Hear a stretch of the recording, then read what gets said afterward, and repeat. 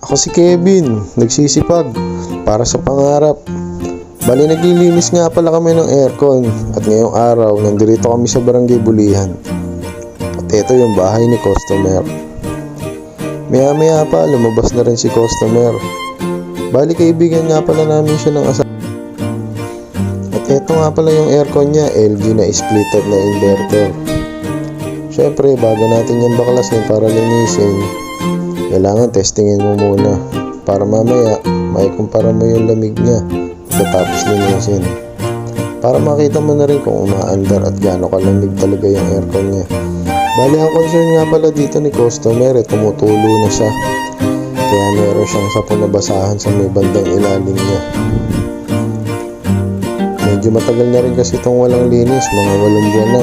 Kaya sinimulan ko na ditong baklasin unti-unti yung mga kaha para masimulan na siya linisin. Inuna ko na nga dyan yung cover na itaas.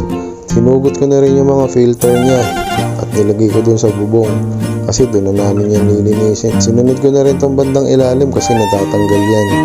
At eto nga pala yung loob niya. Sobrang dumi na talaga kaya halos wala nang lumalabas na hangin. Yung tinesting namin siya kanina. 8 buwan na siyang hindi nalilinis. Pagkatapos tumutulo na rin yung mga tubig niya sa loob.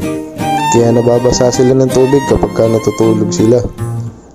Tinanggal ka na rin nga pala yung bandang ilalim dito at pati itong kaha para masimulan na namin GM. Tinigyan ko na rin siya ng pansalalong tubig kasi dito lang namin siya lilinisin. Wall cleaning nga pala ang gagawin natin ngayon. Kitang kita talaga na naiiba yung at ito yung dahilan kung bakit tumutulo na sa loob yung tubig. Nabarahan lang ng mga jelly yung butas ng drain. Kaya sa part na to, nilinis ko na yan para mawala na yung problema. Sinunod-sunod ko na rin yan, pati itong swing, yung cover niya, yung filter, at yung pinakamalaki. Nilinis na rin namin yan ng mabuti at pagkatapos sinalansan namin dito habang pinapatayo namin tong pinaka-aircon. Pangit kasi yung pupunta ka sa customer, tapos magulo ka naman gumawa.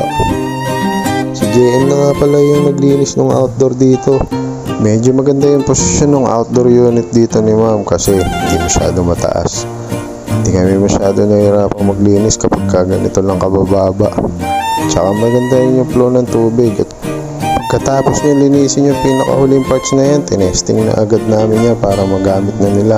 Sobrang init na kasi, tanghali na. Meron kasi sila ditong baby na kailangan hindi pagpawisan sa mga ganitong oras. Kaya yun lang. Maraming salamat.